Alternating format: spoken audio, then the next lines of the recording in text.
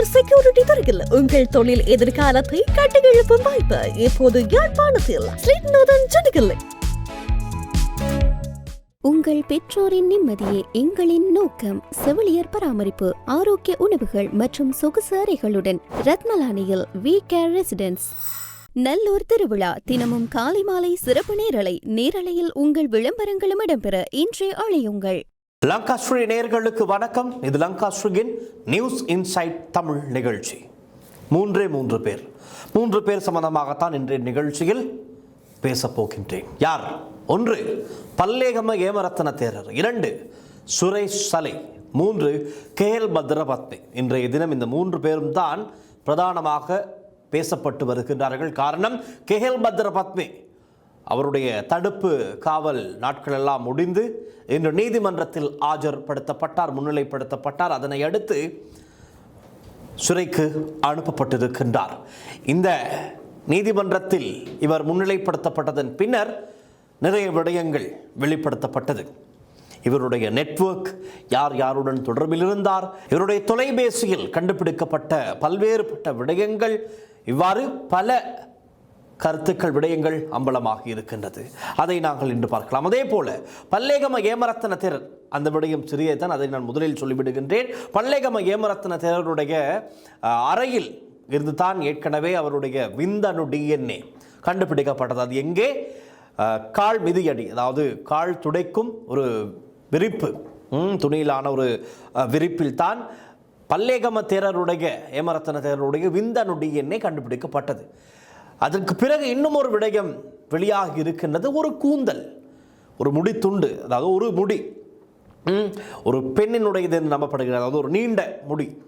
எப்படியுமே ஏமரத்ன தேரருக்கு முடி இருக்க வாய்ப்பில்லை, இருக்கவும் இருக்காது. ஆகவே அந்த அறையில் எப்படி ஒரு பெண்ணினுடைய முடி வந்தது? சந்தேகம், கேள்வி. ஏற்கனவே சிறுமி கடுமையான பாலியல் துஷ்பிரயோகத்திற்கு உட்படுத்தப்பட்டார் என்ற குற்றச்சாட்டு இருக்கின்றது. சிறுமி வழங்கிய வாக்கு மூலம், அவர் காண்பித்த அடையாளங்கள் எல்லாம் வைத்து பார்க்கும் போதுதான் இந்த உண்மைகள் வெளியே வந்தது. அதற்கு பிறகு விசாரணைகள் ஆரம்பமாகி வழக்கு விசாரிக்கப்பட்டு வருகின்றது. அவர் சொன்ன எல்லா சாட்சிகளும் சரியாக இருக்கின்றது. அந்த அறையில் எந்தெந்த விடயங்கள், எந்தெந்த பொருட்கள் எந்தெந்த இடங்களில் இருக்கின்றது என்பது தொடக்கம், அவருடைய ஆடைகள், தேரர் எப்படி இந்த சிறுமியை பாலியல் துஷ்பிரயோகத்துக்கு உட்படுத்தினார் என்ற எல்லா விவரங்களையும் இவர் சொல்லிவிட்டார் விசாரணை அதிகாரிகளுக்காகவே. அதன் அடிப்படையில் தான் விசாரணைகள் தொடர்ந்து வண்ணம் இருக்கின்றது. இதற்கிடையில் தான் இந்த கால் மிதியடி, அதாவது இந்த காலை துடைக்கும் ஒரு விரிப்பில் DNA கண்டுபிடிக்கப்பட்டதோடு, விந்தணு DNA கண்டுபிடிக்கப்பட்டதோடு அந்த முடி, சரி, இந்த முடி இந்த சிறுமியுடையதாக இருக்கலாம் என்ற சந்தேகத்திலே பரிசோதனைகள் செய்யப்பட்டது. DNA பரிசோதனைகள் இடம்பெற்றிருக்கிறது. என்ன ஆச்சரியம் என்றால், அந்த முடி அந்த சிறுமியினுடையது இல்லை. அந்த முடி அந்த சிறுமியினுடையது இல்லை. அப்படி என்றால் யாருடையது? இன்னும் ஒரு பெண் அங்கு வந்திருக்கின்றார். சொல்ல முடியாத பல சேட்டைகள் இடம்பெற்றிருக்கலாம் என்ற சந்தேகங்கள் எழுந்திருக்கின்றது. இது சம்பந்தமான ஒரு அவலட்சணமான செய்தி. இது என்ன செய்வது? இப்படியானவர்களைத்தான் தலைக்கு மேலே தூக்கி வைத்து வணங்கி வந்தார்கள். மோடிஜி வந்தவுடன் வணக்கம், ஜனாதிபதி அனுரகுமார திசாநாயக்க சென்றவுடன் ஒரு வணக்கம். அதற்கு முன்பதாக இருந்த எல்லா அரசியல் தலைவர்கள், மஹிந்த ராஜபக்சவாக இருக்கலாம், ரணில் விக்ரமசிங்கவாக இருக்கலாம், மைத்திரிபால சிறிசேனவாக இருக்கலாம், அவர்களுடைய அரசாங்கத்தில் இருக்கின்ற எல்லாருமே அனுராதபுரம் பக்கம் சென்றால் அவரை வணங்கிவிட்டுதான் அடுத்த கட்ட நடவடிக்கைகளில் ஈடுபடுவார்கள். முதலில் பேசுவது அவருடன் தான். அப்படியானவர் தான் இப்படியாப்பட்ட பல சில்மிஷங்களில் ஈடுபட்டு இப்பொழுது ஒவ்வொன்றாக லீக் ஆகி கொண்டிருக்கிறது இந்த விஷயங்கள் எல்லாம். இன்னும் போக போக என்னென்ன அதிர்ச்சி சம்பவங்கள் எல்லாம் கேட்கக்கூடியதாக இருக்குமோ என்று தெரியவில்லை. என்ன செய்ய, கிடைக்கின்ற தகவல்களை நாங்கள் எம்மை நம்பி இருக்கின்ற மக்களுக்கு, எங்களுடைய செய்திகளை எதிர்பார்த்திருக்கின்ற மக்களுக்கு சொல்ல வேண்டியதாக இருக்கின்றது. ஆகவே கிடைக்கின்றதை அப்படியே சொல்வது தான் எங்களுக்கு தெரியும். எதுவுமே மறைக்க மாட்டோம். சற்று பார்க்கலாம். அந்த அறிக்கை ஒன்று கிடைத்திருக்கிறது தேரர் சம்பந்தமாக. அதை பார்த்தோமானால், சிறுமியொருவரை பாலியல் வன்புணர்வுக்கு உட்படுத்தியதாக குற்றச்சாட்டுக்குள்ளான பல்லேகம ஏமரத்ன தேரருக்கு எதிரான வழக்கில் முக்கிய தடவியல் அறிக்கை ஒன்று நீதிமன்றத்தில் சமர்ப்பிக்கப்பட்டிருக்கின்றது. இனி இந்த வழக்கு அடுத்த வருடம்தான், ஆனால் அதற்கிடையிலே அறிக்கைகள் சமர்ப்பிக்கப்படுகின்றது. தேரரின் அந்த அறையிலிருந்து போலீசாரால் கைப்பற்றப்பட்ட கீழே விரிக்கப்பட்டிருந்த விரிப்பில் காணப்பட்ட விந்து மாதிரி ஆய்வுக்குட்படுத்தப்பட்டது. அந்த விந்து மாதிரி ஏமரத்ன தேரரின் டிஎன்ஏவுடன் ஒத்துப்போவதாக அரசு ரசாயன பகுப்பாய்வாளரின் அறிக்கையில் தெரிவிக்கப்பட்டிருக்கின்றது.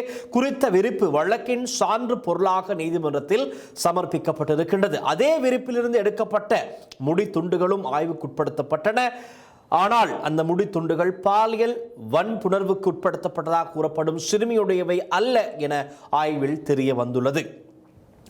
அவை வேறொரு பெண்ணுக்குரிய முடி துண்டுகள் என அரசு ரசாயன பகுப்பாய்வாளரின் அறிக்கையில் குறிப்பிடப்பட்டுள்ளது. மேலும் குறித்த விரிப்பில் இரத்த கரைகள் எதுவும் காணப்படவில்லை என்றும் அறிக்கையில் தெரிவிக்கப்பட்டுள்ளது. அவை இதை வைத்து ஒரு முடிவுக்கு வந்துவிடக்கூடாது. தேரரால் சிறுமி பாலியல் துஷ்பிரயோகத்திற்கு உட்படுத்தப்படவில்லை என்று சிறுமி சொன்ன எல்லா சாட்சிகள், அவர் வழங்கிய வாக்கு மூலங்களின் அடிப்படையில் தான் விசாரணைகள் ஆரம்பிக்கப்பட்டது. அதற்கு பிறகுதான் இந்த உண்மைகள்லாம் வெளிவந்திருக்கின்றது. ஆகவே சிறுமி தேரரால் பாலியல் துஷ்பிரயோகத்துக்கு உட்படுத்தப்பட்டார் என்று தான் நம்பக்கூடியதாக இருக்கும். ஆனால் இன்னமும் நீதிமன்றம் அதை உறுதிப்படுத்தவில்லை. எல்லா விசாரணைகளுக்கு பிறகும் நீதிமன்றம் சொல்வதுதான் தீர்ப்பு. ஆகவே அதைத்தான் எதிர்பார்த்து இருக்கின்றார்கள்.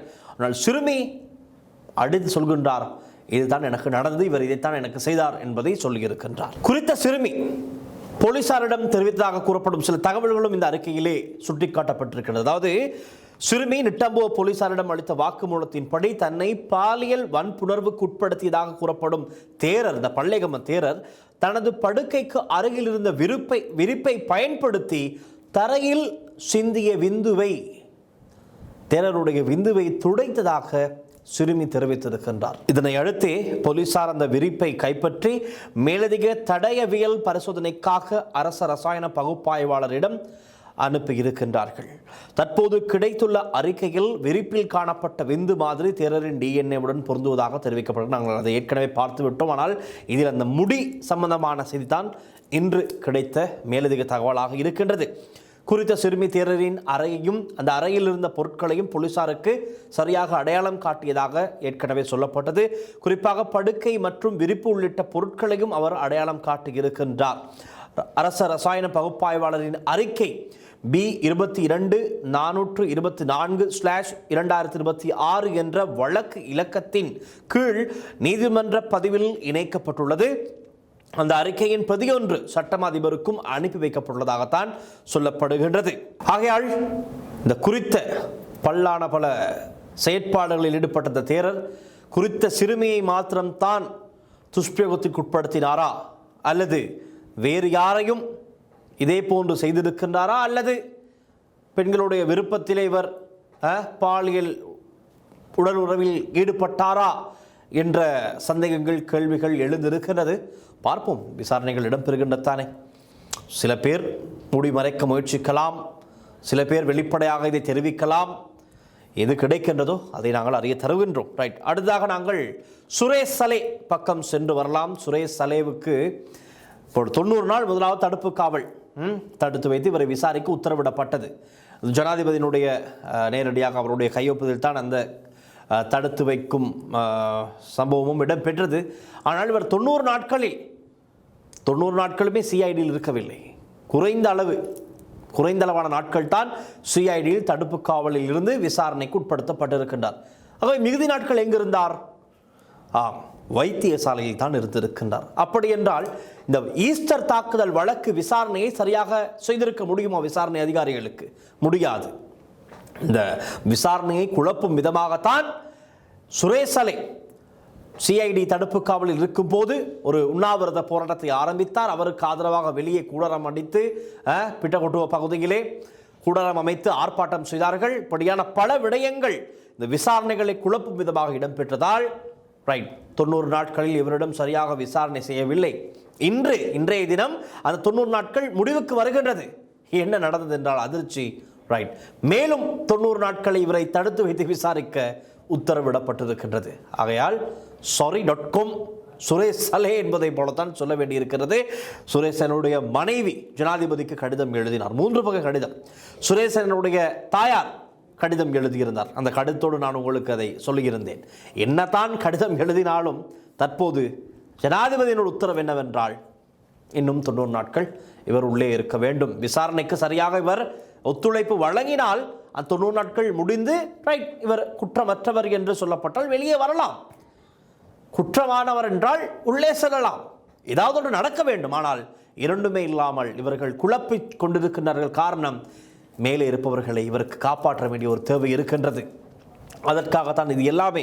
நாங்கள் விவரமாக செய்தியை பார்க்கலாம். ஈஸ்டர் ஞாயிறு பயங்கரவாத தாக்குதலுக்கு ஆதரவளிக்கும் வகையில் சதித்திட்டமாக செயல்பட்டதாக கூறப்படும் குற்றச்சாட்டுகள் தொடர்பில் முன்னாள் அரசு புலனாய்வு பிரதானி சுரேஷ் சலே விசாரணைக்கு உட்படுத்தப்பட்டு வந்தார். அவரை மேலும் 90 நாட்கள் தடுப்பு காவலில் வைத்து விசாரணை நடத்த உத்தரவு பிறப்பிக்கப்பட்டிருக்கின்றது. பாதுகாப்பு அமைச்சராகவும் ஜனாதிபதியுமான அனுரகுமார திசாநாயக்க இந்த விடயத்தில் முக்கியமாக கவனத்தில் எடுத்ததாக கூறப்படுகின்றது. அவர் தான் இதில் பிரதானமாக இருக்கின்றார். ஆனால் அவர் சிஐடி அதிகாரிகளிடம் ஒரு அறிக்கையை கோரியிருக்கின்றார். முதல் 90 நாட்கள் எப்படி இருந்தது, விசாரணைகள் சரியாக இடம்பெற்றதா, அது சம்பந்தமான ஒரு ஆய்வறிக்கையை தாருங்கள் என்று அது சம்பந்தமாக சொல்கின்றேன். முன்னதாக சுரேஷ் சலேவுக்கு 90 நாள் தடுப்பு காவல் உத்தரவு பிறப்பிக்கப்பட்டிருந்தது. ஆனால் அந்த 90 நாட்களில் 78 நாட்கள் அவர் வைத்தியசாலையில் சிகிச்சை பெற்றுக் கொண்டிருந்ததாக தெரிவிக்கப்பட்டுள்ளது. குறிப்பாக அவர் கொழும்பு தேசிய வைத்தியசாலையில் அதிக நாட்கள் தங்கியிருந்ததாக அறிக்கை மூலம் ஜனாதிபதிக்கு தெரிவிக்கப்பட்டுள்ளது. இதனால் குற்றப்புலனாய்வு திணைக்களத்தின் கட்டுப்பாட்டில் அவரை வைத்து விசாரணைகளை முன்னெடுக்க போதுமான கால அவகாசம் கிடைக்கவில்லை என சிஐடி விசாரணை அதிகாரிகள் ஜனாதிபதிக்கு அனுப்பிய அந்த அறிக்கையிலே குறிப்பிடப்பட்டிருக்கின்றது. ஜனாதிபதி முன்னதாக வழங்கிய தடுப்பு காவல் உத்தரவு எவ்வாறு நடைமுறைப்படுத்தப்பட்டது என்பது தொடர்பான செயல்திறன் அறிக்கையை ஜனாதிபதி கோரியிருக்கின்றார். அந்த அறிக்கையில் சுரேஷ் சலே பெரும்பாலான நாட்களில் குற்றப்புலனாய்வு திணைக்களத்தின் காவலில் இருக்கவில்லை என்றும் வைத்தியசாலையில் இருந்ததாக குறிப்பிடப்பட்டுள்ளது. இதன் காரணமாக விசாரணைகளை எதிர்பார்த்த வகையில் முன்னெடுக்க முடியவில்லை என விசாரணை அதிகாரிகள் தெரிவித்திருக்கிறார்கள். எனவே விசாரணையை தொடர்வதற்காக மீண்டும் 90 நாள் தடுப்பு காவல் உத்தரவு வழங்குமாறு கோரப்பட்டதாக சொல்லப்படுகின்றது. அதற்கமையத்தான் மேலும் 90 நாட்கள் இவரை விசாரியுங்கள் என்று சொல்லப்பட்டிருக்கின்றது. ஈஸ்டர் தாக்குதல் தொடர்பான விசாரணைகளுக்காக சுரேஷ் சலே கைது செய்யப்பட்டிருக்கின்றார். இதற்கு முன்னர் 2 சந்தர்ப்பங்களில் தலா 90 நாட்கள் அவரை தடுப்பு காவலில் வைத்து விசாரணை நடத்த உத்தரவுகள் பிறப்பிக்கப்பட்டிருந்தன. சுரேஷ் சலேவின் மனைவி மனோரு சலே அவரை மீண்டும் 90 நாள் தடுப்பு காவலில் வைக்க வேண்டாம் என கோரி ஜனாதிபதிக்கு கடிதம் அனுப்பியிருந்தார். அதற்கு பதிலாக அவரை வழக்கமான நீதிமன்ற நடைமுறையின் கீழ் விளக்கமறியலில் வைக்குமாறு அவர் அந்த கடிதத்தின் மூலம் கோரிக்கை விடுத்திருந்தார். சுரேஷ் சலேவை தடுப்பு காவலில் வைத்திருப்பதை எதிர்த்து அவர் சார்பில் மேன்முறையீட்டு நீதிமன்றத்தில் ரிட் மனு தாக்கல் செய்யப்பட்டது. அது ஒரு பக்கம் விசாரணையாக சென்று கொண்டிருக்கின்றது. அந்த மனு தொடர்பான விசாரணை தற்போது மேன்முறையீட்டு நீதிமன்றத்திலே நடைபெற்று வருகின்றது. ஆகவே சுரேஷ் சலேவுக்கு விரும்பிய விரும்பாமலோ மேலும் 90 நாட்கள் விசாரணைக்காக இருந்தே ஆக வேண்டும். ஆனால் இன்னமும் அவர் தேசிய வைத்தியசாலையில் தான் இருக்கின்றார். அவர் உடனடியாக இடமாற்றம் செய்யப்பட வேண்டும். இல்லை என்றால் இந்த விசாரணைகள் எதுவும் நடக்காது.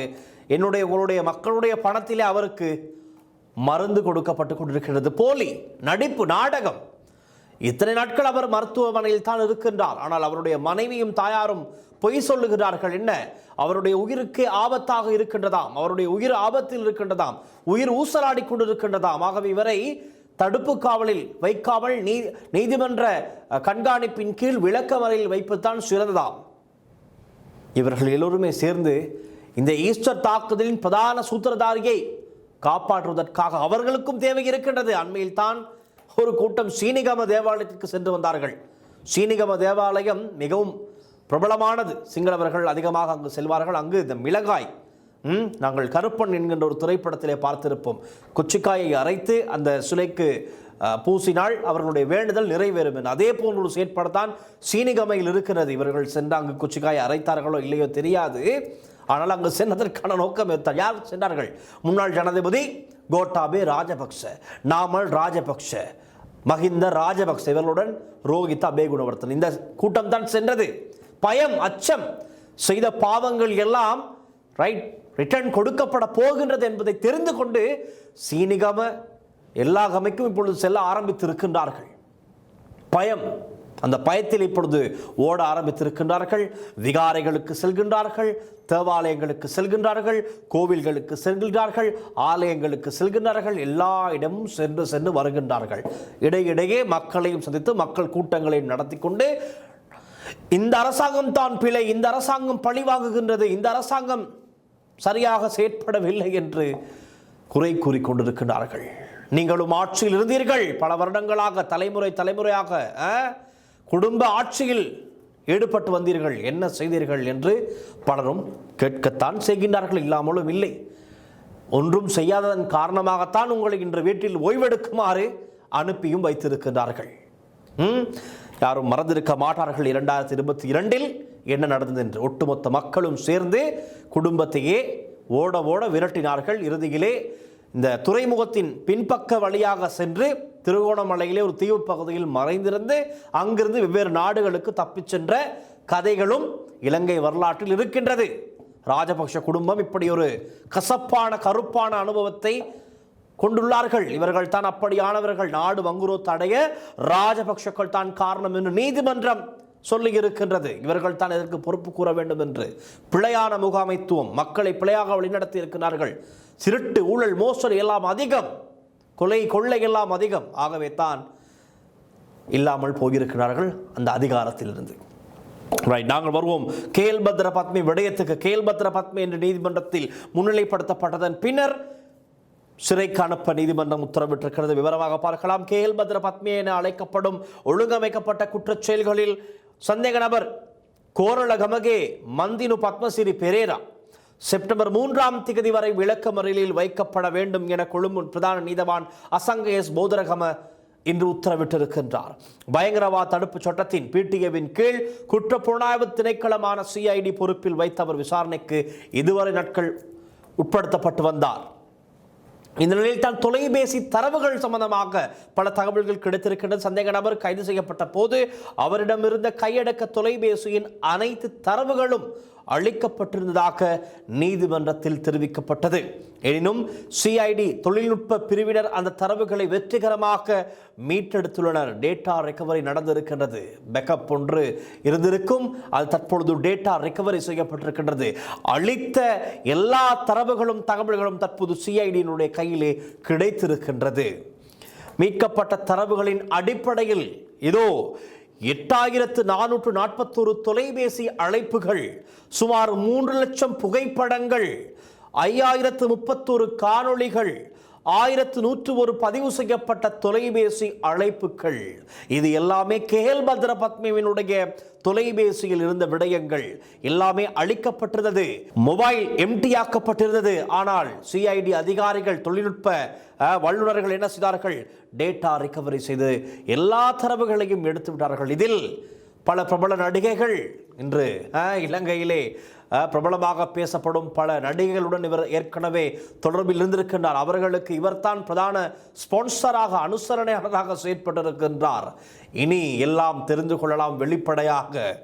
திடீர் பணக்காரர்கள் பலர் இந்த மாதிரியான நபர்கள் ஊடாகத்தான் பல பேர் திடீர் பணக்காரர்களாக மாறி பல ஆட்டம் காட்டினார்கள். இனி சட்டம் அவர்களுக்கு ஆட்டம் காட்டப் போகின்றது. போதைப் பொருள் வர்த்தகர்கள் தொடர்பான தகவல்களையும் சேகரித்திருக்கின்றார்கள். எப்படி என்றால், நாட்டின் 20 முக்கிய போதைப் பொருள் வர்த்தகர்களுடன் சந்தேக நபர், அதாவது கேஎல் பத்ர பத்மே தொடர்புகளை பேணி வந்ததாக விசாரணைகளில் தகவல்கள் கிடைத்துள்ளதாக சிஐடியினர் நீதிமன்றத்திலே தெரிவித்திருக்கின்றார்கள். இது தொடர்பாக போலீஸ் போதைப் பொருள் தடுப்பு பணியகத்துக்கு அறிவிக்கப்பட்டுள்ளதாகவும் சொல்லப்பட்டிருக்கின்றது. அந்த 20 பேருக்காக தனித்தனியாக 20 வங்கி கணக்குகள் திறக்கப்பட்டிருந்தமை தொடர்பான தகவல்களும் கண்டறியப்பட்டுள்ளன. அந்த கணக்குகள் தொடர்பில் பணச்சலவை, மணி லாண்டரிங் தடுப்பு சட்டத்தின் கீழ் மேலதிக விசாரணைகள் முன்னெடுக்கப்பட்டு வருகின்றன. அதே போல வெளிநாட்டு தொடர்புகள் என்ன, எப்படி இருந்தது என்பதையும் சொல்லக்கூடியதாக இருக்கும். சந்தேக நபர் இந்தோனேசியாவில் தங்கியிருந்த இடத்திலிருந்து 13 ஆவணங்கள் கைப்பற்றப்பட்டுள்ளதாக நீதிமன்றத்தில் தெரிவிக்கப்பட்டது. சர்வதேச ரீதியாக சிவப்பு பிடியான ரெட் நோட்டீஸ் பிறப்பிக்கப்பட்டுள்ள 19 குற்றச்செயல் சந்தேக நபர்களுடன் அவர் தொடர்புகளை பேணி வந்ததாகவும் தொலைபேசி தரவுகள் மூலம் தெரிய வந்துள்ளதாக கூறப்பட்டிருக்கின்றது.